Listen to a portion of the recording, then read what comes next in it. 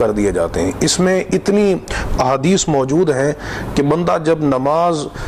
کی ابتدا وضو کے ساتھ جب کرتا ہے تو وضو سے ہی انسان کے گناہ جھڑنے شروع ہو جاتے ہیں۔ جب ہاتھ دھوتا ہے تو ہاتھ دھونے کے ساتھ اس کے ہاتھوں کے گناہ نکل جاتے ہیں، جب کلی کرتا ہے تو منہ کے گناہ نکل جاتے ہیں، جب چہرہ دھوتا ہے تو چہرہ کے گناہ نکل جاتے ہیں، جب پاؤں دھوتا ہے تو اس کے ساتھ پاؤں کے گناہ نکل جاتے ہیں۔ پھر حدیث پاک کے اندر آتا ہے، صحیح حدیث کے اندر، کہ جب بندہ مسجد کی طرف چل کے جاتا ہے تو ایک قدم اٹھاتا ہے تو اس کے ساتھ گناہ مٹا دیا جاتا ہے،